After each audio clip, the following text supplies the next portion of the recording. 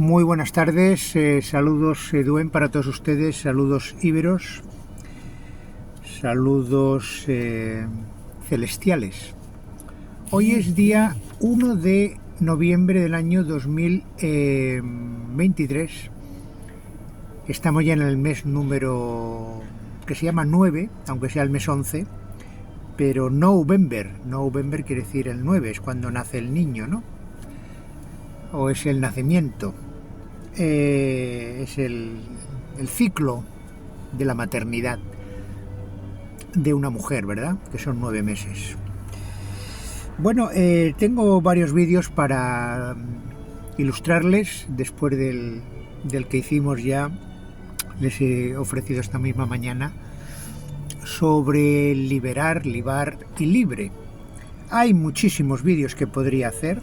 Voy a ver cómo van ustedes asimilando toda esta información de índole ya absolutamente superior, porque el tiempo se acaba, no hay mucho más, así que Dios Todopoderoso me ha encargado que les ofrezca poquito a poco lo que yo vaya considerando para que ustedes mismos, cada uno de forma individual, tenga más herramientas para poder recorrer el camino hacia la verdad, hacia Dios y hacia la eternidad.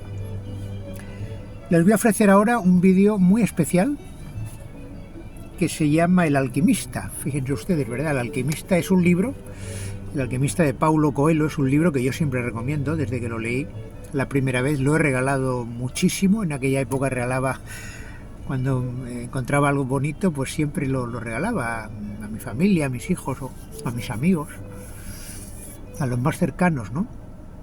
Y fíjense ustedes que Dios nos acaba de desvelar quién es el alquimista o qué significa el alquimista. ¿Se dan cuenta qué bonito? El alquimista es pura magia, el libro, porque nos está transmitiendo la magia de la vida, la fuerza del amor, la fuerza de la voluntad, la conexión absoluta y el enamoramiento, por supuesto. Si no, no sería un libro como Dios manda. Si no hay amor, no es un libro como Dios manda, es otra cosa. Sería de la galería. Y también tengo que decirles que lo que voy a transmitir tiene que ver con la película Interestelar, ¿vale? En la película Interestelar hay un momento en el que el protagonista, Cooper, está hablando con el ordenador, está en quinta dimensión, en el Tesseracto, y está intentando comunicarse con su hija, Murphy. Y entonces él lo siente en su corazón y dice, claro, dice, yo pensaba que me habían enviado a mí para salvar al mundo. Y dice, pero no es a mí, es a mi hija. Mi hija es la que va a salvar el mundo. Quédense con esto que les acabo de decir y entramos en materia.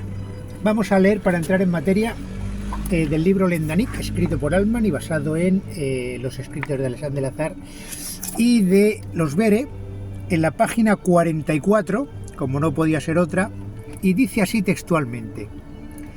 Les leo. Dios le llamó a su presencia y le dijo, llamó a Dios B, a Luis Alexandre en aquel momento, ¿correcto?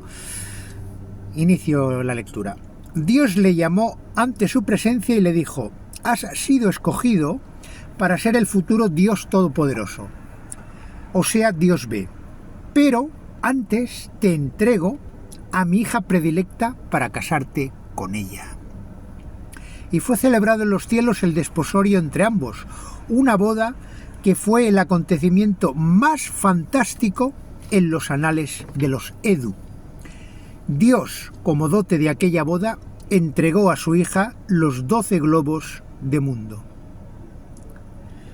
Bueno, aquí está lo que Dios Todopoderoso hizo, decidió y organizó y puso en funcionamiento.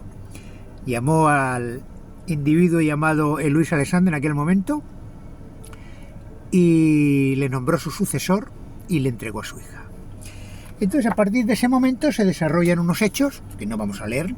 Sabemos nosotros que en la nave interestelar en la que viajaba Maestatu junto con Marta y Margot acompañando a Luis Alexandre, hay un accidente, se quema de cintura para arriba a Luis Alexandre y hay que extraer el semen. Maestatu, la hija de Dios Todopoderoso, extrae con infinito amor infinita ternura, infinito cariño, infinita entrega, infinita adoración, el semen de sagrado. Ya era sagrado porque ella estaba realizando esa acción. De Dios, de Luis Alessandre todavía, para convertirlo en Dios B. Estos son los hechos, como vengo repitiendo, desde que Dios Todopoderoso me legitimó para ello. Y ahora vamos a entrar en materia. Porque, digo, la palabra alquimista, pueden decir ustedes, bueno, ¿qué tiene que ver alquimista con lo que usted nos está explicando? Pues es muy correcto. Primero de todo, ¿qué nos dice el diccionario? Dice que alquimia, en este caso, alquimia, el alquimista es el que hace alquimia, viene de quima, del griego quima, con K, que significa zumo, fusión o mezcla de líquidos. ¿Estamos de acuerdo? Bien, eso es lo que nos dice la versión oficial muy certeramente. Entonces, ¿quién es el alquimista? ¿O qué es el alquimista? Pues miren ustedes qué bonito. Alquimista, ya lo he escrito con K para ahorrarnos un paso más. La palabra alquimista la dividimos en alqui y mista. ¿Se dan cuenta? Alqui, ¿a qué nos suena? De alquiver, ¿a qué nos suena? Lo explica muy bien Alessandro Lazar y yo lo he relatado en mis vídeos. Alqui significa el trono, y como era del ver, la otra palabra, que sería el trono del Guadalquivir, de Betis, de Sevilla, pues sería el trono del ver. Pero en este caso sería el trono y es mista. ¿Quién es mista? ¿Les suena con los nombres de Maestatu? Alquimaísta, ¿se dan cuenta? Alquimaísta. O alquimaísta, no hace falta poner las dos as, porque la segunda es el adjetivo, ¿no? Por lo tanto es el trono de Maestatu, el trono de Maestatu. ¿Y cómo consigue el trono de Maestatu? Ella misma, ¿cómo lo consigue? Sin ella saberlo, por supuesto, porque es una mujer. Bueno, no quiero entrar en profundidades, que se asustan las mujeres, enseguida se asustan. Pues lo realizó a través de la felación sagrada, a través de la libación, a través de poner en marcha, de activar el movimiento del semen de Dios B. ¿Se dan cuenta? ¡Qué maravilla! ¿Por qué tuvo que hacer eso? Pues tuvo que hacer esa acción, porque claro, hay gente muy profana todavía en el mundo de los Bere, como muy aséptica, gente que yo creo que no se ha enamorado nunca. Lo digo con todo respeto, pero con contundencia, porque es que es así. El que no ha probado nunca el alcohol, pues nunca sabe lo que es emborracharse, es normal. Bueno, pues el que no se ha enamorado no sabe hablar en términos de enamorado, porque como no está enamorado, su corazón, su alma no puede expresar un sentimiento que nunca ha experimentado. No pasa nada. Hay otros tipos de sentimientos que unos u otros no hemos experimentado porque no hemos vivido. Y entonces, claro, aquí dice la felación sagrada, el alquimista, ¿verdad? Entonces, ella es lo que hizo eso. Y hay gente que dice, que es lo que les iba a comentar, oye, ¿y eso por qué lo pudo hacer in vitro, ¿no? Por ejemplo, ¿no? Decir in vitro. Pues no se puede hacer in vitro toda esa operación, vamos a decir, porque tiene que estar el amor tiene que estar presente, el deseo, la voluntad, la fuerza, todo eso tiene que estar presente, que es lo que son los condimentos que Maestatu añadió a ese semen que estaba en las últimas. Fíjense ustedes que prácticamente le devolvió la vida.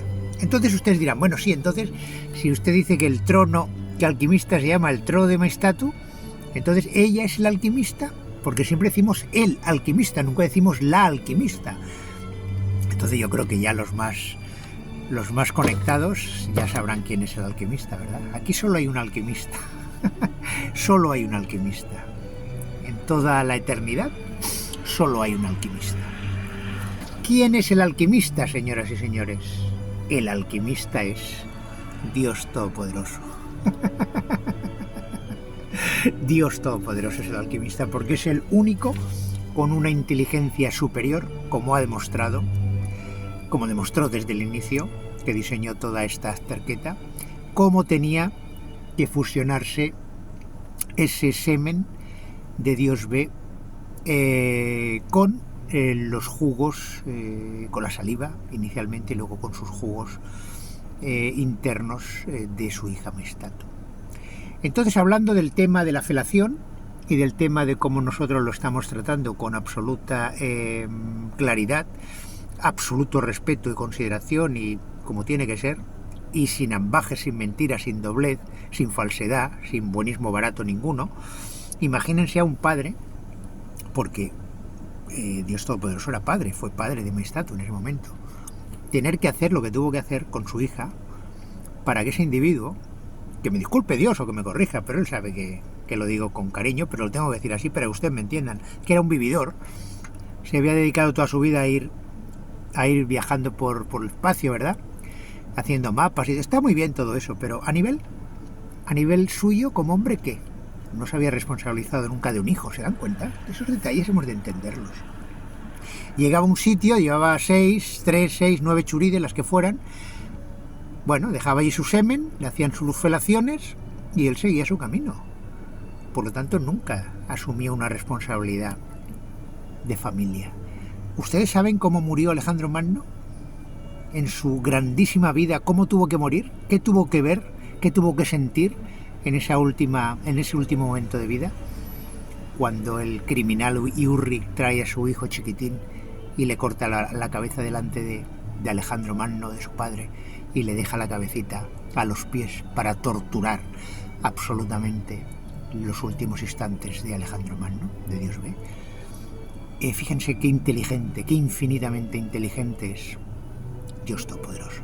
Todo eso está hecho con un rigor y con una inteligencia superiores, que no tenemos por qué entender, pero sí por lo menos tenemos que saber y bueno, y tener la noción de que eso ocurrió así. Así que el alquimista, como lleva el nombre de su hija, pues es Dios Todopoderoso. Ese es el alquimista.